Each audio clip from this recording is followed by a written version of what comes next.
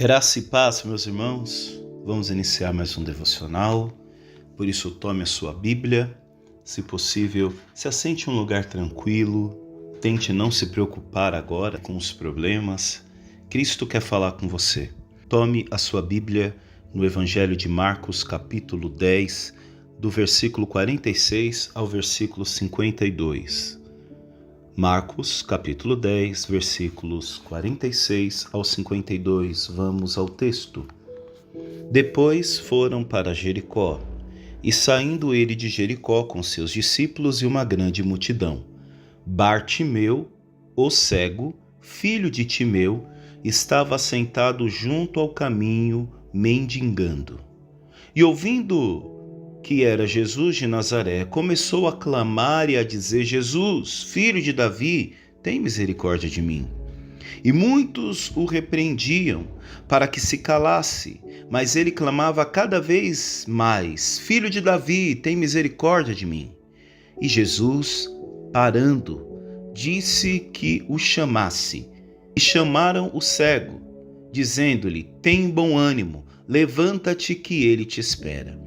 E ele, lançando de si a sua capa, voltou-se e foi ter com Jesus. E Jesus, falando, disse-lhe: Que queres que te faça? E o cego lhe disse: Mestre, que eu tenha vista. E Jesus lhe disse: Vai, a tua fé te salvou. E logo viu, e seguiu a Jesus pelo caminho. Aleluia, meus irmãos. Quanta riqueza neste texto, né? Quantas coisas nós podemos tirar desse texto.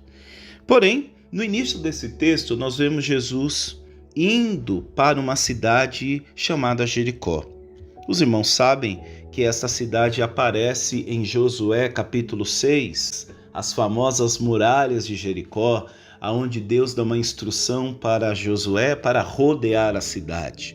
O interessante é que essa cidade ela é destruída, tanto é que Josué, após destruir essa cidade, conforme Deus havia mandado, ele lança uma maldição que se encontra em Josué capítulo 6, o versículo 26, que diz: Maldito diante do Senhor seja o homem que se levantar e reedificar esta cidade de Jericó.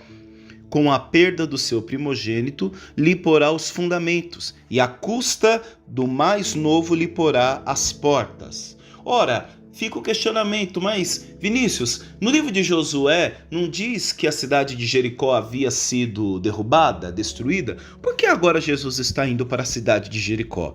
Muito bem, porque em 1 Reis, capítulo 16, o versículo 34, acontece a reedificação dessa cidade. E ali o cumprimento da profecia e também da morte daqueles que ocasionaram a edificação da cidade.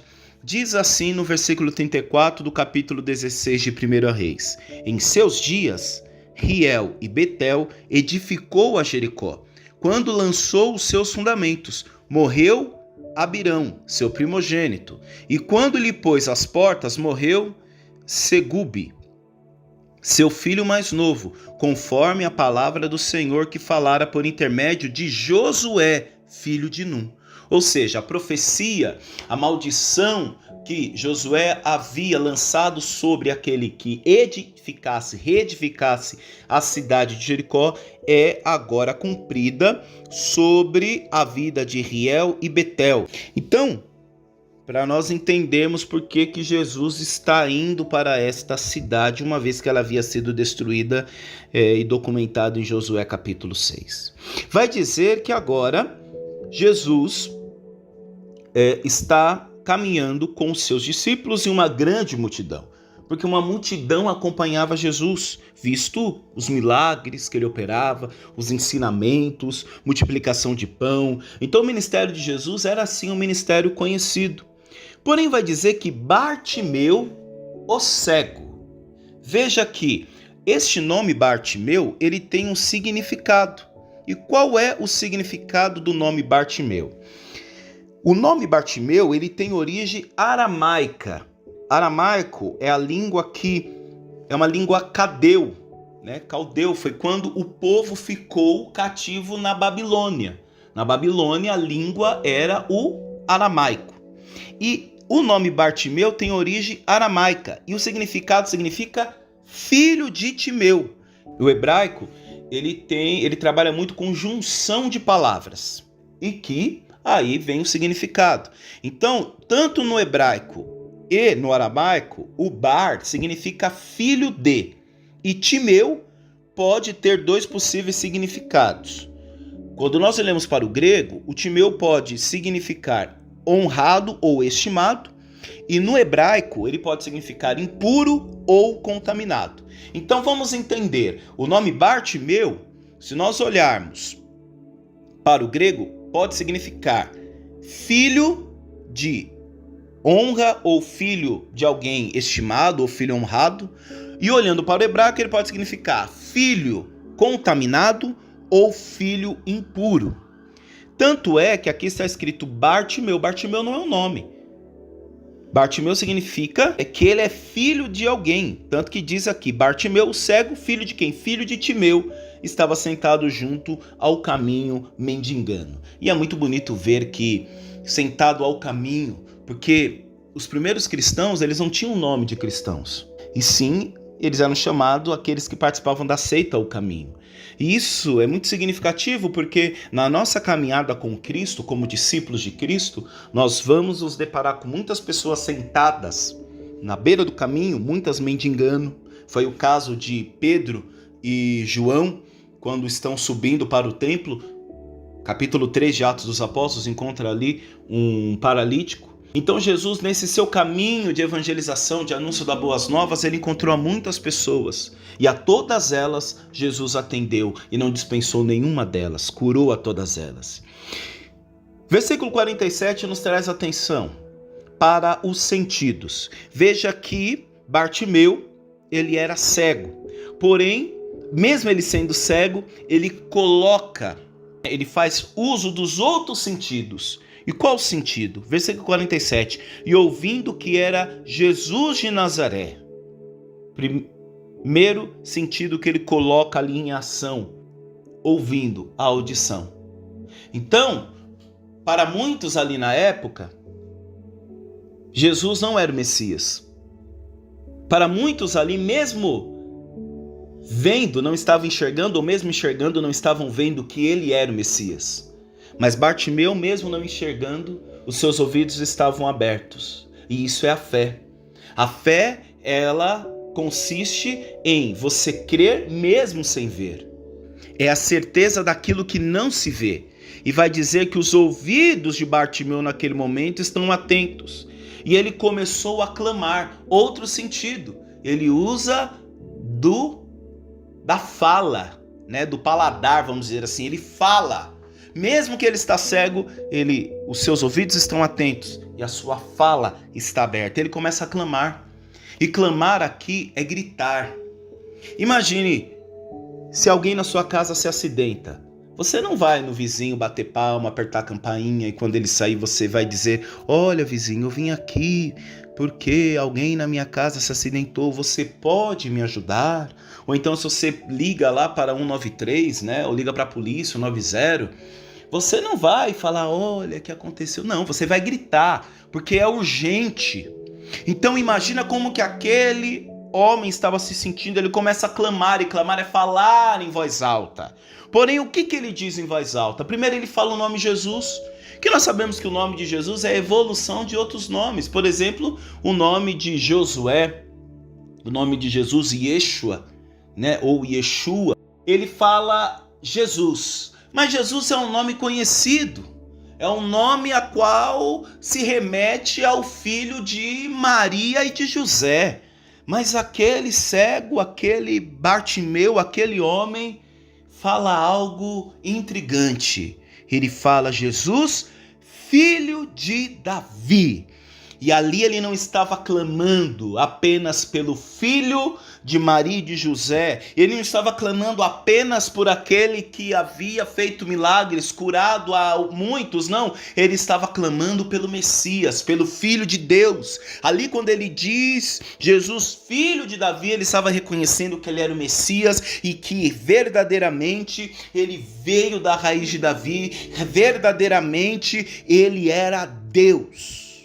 Mais uma vez, que os judeus da época, os fariseus, os saduceus, homens experimentados na palavra, na Torá, aquilo que os escribas não conseguiram enxergar, um cego sentado à beira do caminho mendigando conseguiu reconhecer Jesus, filho de Davi. E é lindo porque diante de um Deus, o que nós clamamos? Porque quando nós encontramos um mestre, com ele nós aprendemos. Quando nós encontramos um sábio, nós paramos para ouvir. Mas quando nós nos encontramos com Deus, só nos resta adorar. E é por isso que aquele homem diz: Jesus, filho de Davi, reconhecendo a sua realeza, reconhecendo que ele era Deus, reconhecendo que ele era o Messias, ele diz: tem misericórdia de mim. Porque a nossa oração, meus irmãos, não mudou e não pode mudar. Diante do Senhor nós precisamos pedir: tem misericórdia de mim, tem compaixão de mim, olha para mim, olha para o caco que eu sou, olha para o homem perfeito que eu sou, olha para o homem necessitado de perdão, necessitado da graça que eu sou. Nossas orações precisam voltar a ser uma oração de submissão, de dependência, de dizer: tem misericórdia de mim. Versículo 48, nós vemos a reação dos discípulos e da multidão que acompanhava Jesus. E começaram a repreender. Começaram a falar: cala, fique quieto. Porque o clamor muitas vezes atrapalha. Porque às vezes o seu clamor, meus irmãos, está atrapalhando a muitos. Para muita gente, a sua oração, o seu clamor é algo desnecessário. Talvez seja porque elas não estão na tua pele, né? Talvez seja porque elas não sabem um terço do que você está passando e não sabem um terço do porquê você está clamando. E muitas vezes a nossa oração será mal compreendida. Muitas vezes a nossa ação de ir até o mestre, de clamar o mestre, não vai ser bem interpretado. Muitos vão tentar nos repreender. E muitos homens de autoridade, porque os discípulos tinham autoridade. Aqui não diz que é os discípulos, amém? Mas diz que muitos repreendiam. Muitos ali se achavam no direito de repreender e dizer: que se cale, está me incomodando. Mas ele continuava a clamar cada vez mais alto: filho de Davi, veja, não muda, filho de Davi, tem misericórdia de mim. O versículo 49 acontece algo maravilhoso. E Jesus parando.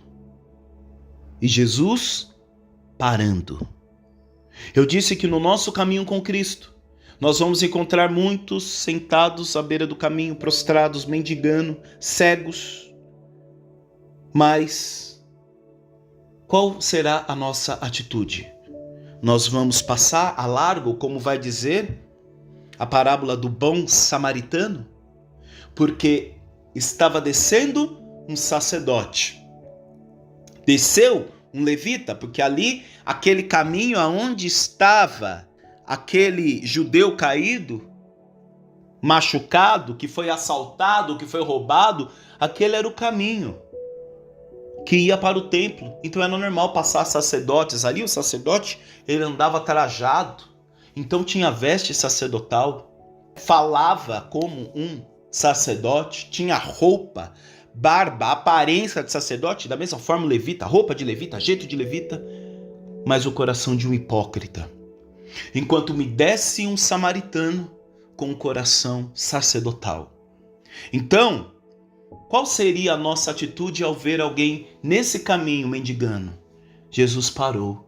E falar para esta humanidade de hoje que Jesus parou é algo maravilhoso, pois hoje nós não paramos mais. Hoje nós não conversamos porque não queremos mais ouvir o outro, a não ser que o outro fale aquilo que queremos ouvir, a não ser que nós venhamos ouvir no outro as nossas palavras reverberadas. E Jesus para e disse que o chamasse. E chamaram o cego e dizendo-lhe: tem bom ânimo. Esse tem bom ânimo é lindo, né? Porque eu acabei de falar de Josué, Josué capítulo 1, Deus fala para Josué, tem de bom ânimo. No livro de João, tem de bom ânimo, eu venci o mundo. Porque, meus irmãos, quando nós estamos em meio à dificuldade, mendigando, sem enxergar, a primeira coisa que foge da nossa vida é o ânimo, a vontade de viver. E aí é lindo dizer, levanta-te que Ele te chama. Aleluia, isso até me emociona. Eu me lembro de Pedro, meus irmãos. Quando Pedro, em meio àquela tempestade, diz, Senhor, se tu és mesmo, me chame, peça que eu vá até você. E o que Jesus diz? Ele diz apenas uma palavra, que muda quem é Pedro. Uma palavra que é porta aberta para um homem andar sobre as águas. Vem. Às vezes, meus irmãos, nós clamamos. Mas tem um momento em que o Senhor nos chama. É o momento que Ele diz, vem. É interessante como são as nossas orações, né? Muitas vezes eu me pego também orando desta forma, dizendo, Senhor, vai lá no presídio. Senhor, vai lá no hospital, visita essa situação. Mas aqui o Senhor está fazendo o inverso. Ele está falando, vem, se movimenta, o famoso ide. Enquanto nós estamos orando para que Deus vá, Deus já nos deu as ferramentas necessárias para que a gente vá ao encontro, para que a gente seja o agente da mudança, o agente da graça. E aqui ele diz, tem de bom ânimo, levanta-te. Disseram para ele que ele te chama. Imagina, meu irmão, se alguém agora, imagina aí nesse momento alguém te interrompe nesse devocional e fala, te levanta, tem bom ânimo porque ele te chama, aleluia. Imagina alguém te fala, olha, Jesus está ali te chamando, aquele que você tanto clamou, aquele que você tanto chamou, aquele que você reconheceu, ele agora parou e ele te chama. Versículo 50, e ele lançando de si a sua capa. E aqui mais uma curiosidade, mas o que será essa capa? O que significa isso? A capa de Bartimeu era provavelmente seu único bem material. E também algo usado para identificar os mendigos autorizados a pedir esmola. Era como se fosse uma forma de identificação. E aqui é bonito, porque no versículo 50 vai dizer que ele, lançando de si a sua capa, ou seja, largando a capa, ele levantou-se e foi ter com Jesus. Ou seja, sabe o que ele estava querendo dizer? Não preciso mais mendigar. Eu encontrei aquele que vai me curar. A velha vida vai ficar aqui no chão. Ele está abrindo mão do passado dele, está abrindo mão daquilo que ele sempre fez, mendigando, dizendo, meio que ele dizendo, não preciso mais disso, a minha cura chegou, a minha restauração chegou, e ele joga fora a capa. Agora, dura coisa é, meus irmãos, quando o Senhor nos chama e nós não queremos abrir mão da nossa velha vida. Aleluia! Dura coisa é quando o Senhor está nos chamando para viver coisas novas, mas nós não queremos abrir mão da nossa segurança. Quando Jesus chama Pedro e diz, vem, Pedro teve que colocar o pé na água. Pedro estava até então com os pés dentro do barco. E dentro do barco, Pedro era expert. Pedro conduzia. Agora, o convite de Jesus vem, é um convite para você sair da sua segurança, sair da sua zona de conforto. Ele está te convidando a dar passos enquanto ele vai firmando o teu pé. Isso é fé, é certeza daquilo que não se vê. É lançar a capa, é saber que aquele que está te chamando tem algo muito melhor, tem restauração, tem vida, e é isso que ele faz. Ele se levanta, lança a capa dizendo, essa vida não me pertence mais. Bartimeu demonstrou fé, disposição para abandonar sua vida antiga, confiando plenamente em Jesus, confiando naquela palavra, confiando naquele chamado. Nós oramos, Senhor, faz coisa nova na nossa vida, mas a gente não quer largar o velho. Olha o versículo 51. E Jesus falando, disse-lhe, olha que coisa linda. Jesus para, Jesus chama Jesus conversa. Às vezes a gente acha que a ação de Jesus é uma ação mágica. Às vezes, e isso eu me enquadro, às vezes nós pedimos muito milagre, meus irmãos, porque nós queremos soluções rápidas. Mas veja esse processo. Jesus para, Jesus chama e Jesus conversa. O nosso Deus é um Deus de relacionamento.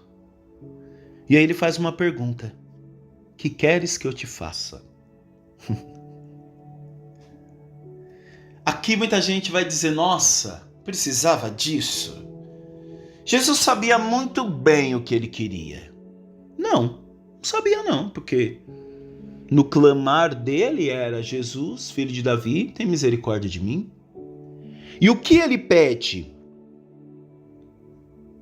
Mestre, que eu tenha vista, porque nem todos que enxergam estão vendo. Os fariseus não conseguiram ver que Jesus era o Messias. Nem sempre ter globo ocular significa que você vê as coisas com clareza, interpreta as coisas com clareza, vê as coisas tal como elas são. Nem sempre, meus irmãos, o doente quer se curar.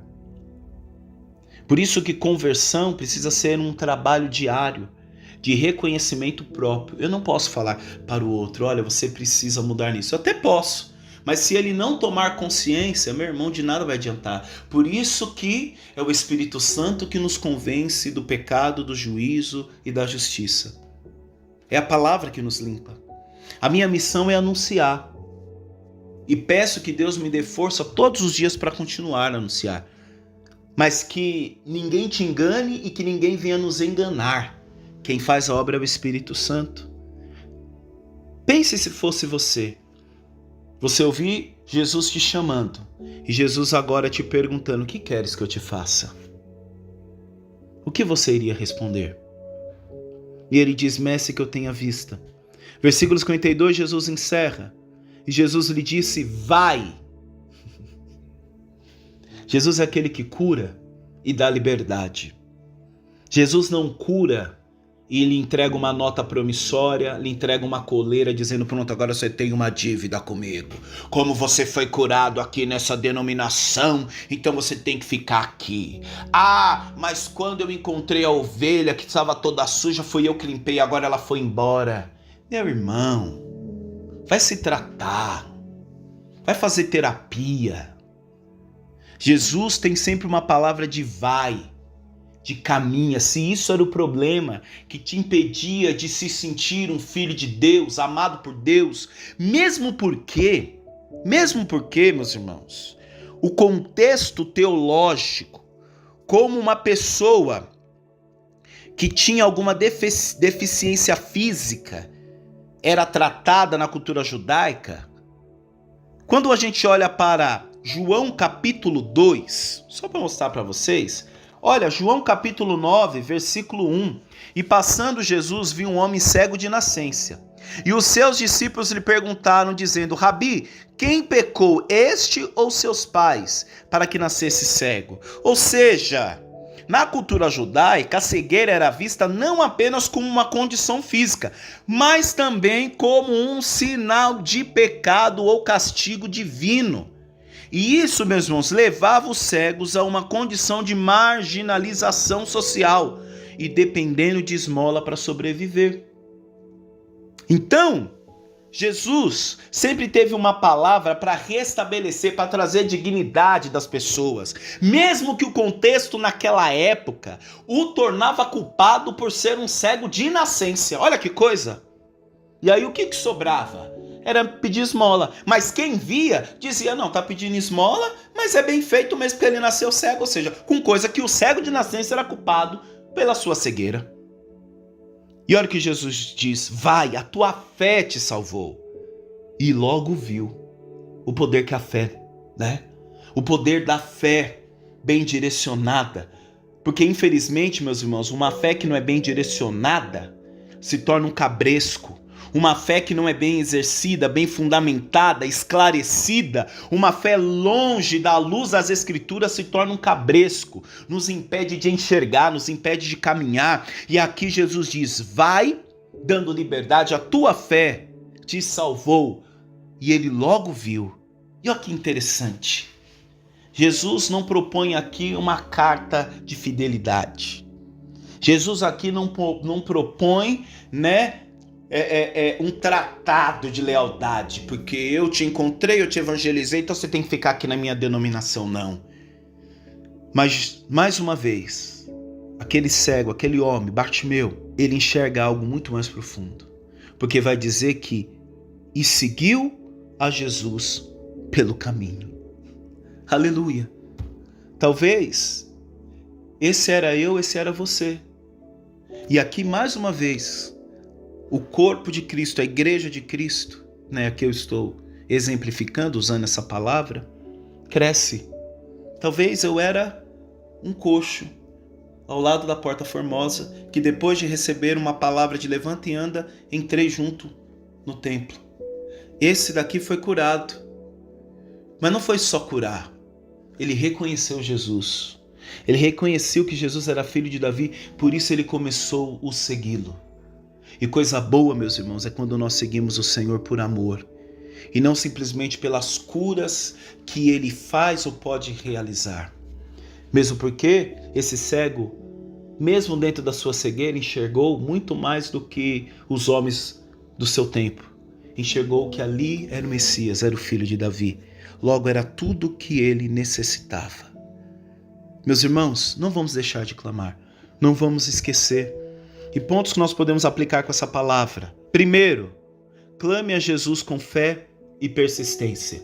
Que nenhuma circunstância, que nenhuma pessoa venha barrar o teu clamor. Você sabe para quem está clamando. Você está clamando para quem tem remédio, tem cura para a tua vida. Marcos 10:47, Jesus, filho de Davi, tem misericórdia de mim.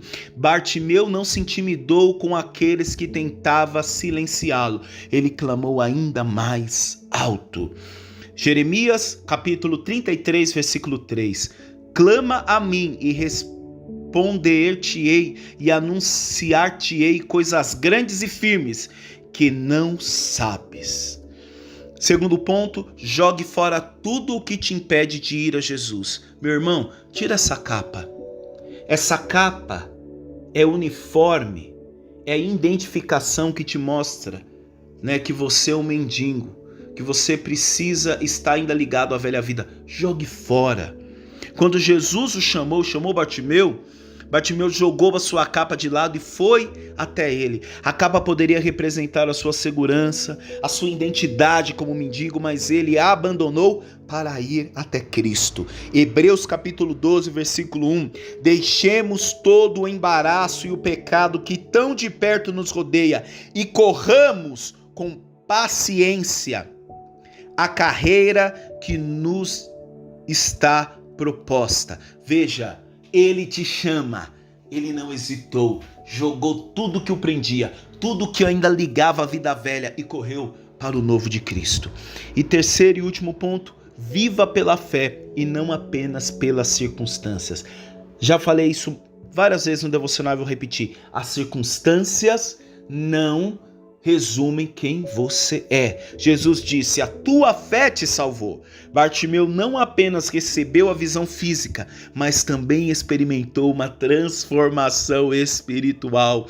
Segundo Coríntios capítulo 5, versículo 7, porque andamos por fé e não por vista. Amém? Vamos orar. Pai querido, nós te louvamos e agradecemos por mais um dia.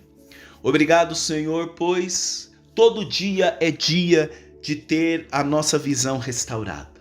E nós pedimos, Senhor, que assim como Bartimeu, que o Senhor nos dê a graça de reconhecer o Senhor, Deus, filho de Davi, o Messias, aquele que se entregou na cruz para nos dar vida. Pai, que tenhamos a mesma atitude de Bartimeu, de lançar a capa, tudo aquilo que nos liga, tudo aquilo que nos prende, tudo aquilo que ainda nos identifica com a velha vida, Pai. Nos ajude, Senhor. Só o Senhor tem a palavra para nos restaurar, para nos transformar. É o que nós te pedimos, em nome de Jesus. Amém. Meus irmãos e minhas irmãs, um forte abraço, Deus abençoe e até a próxima. Tchau, tchau.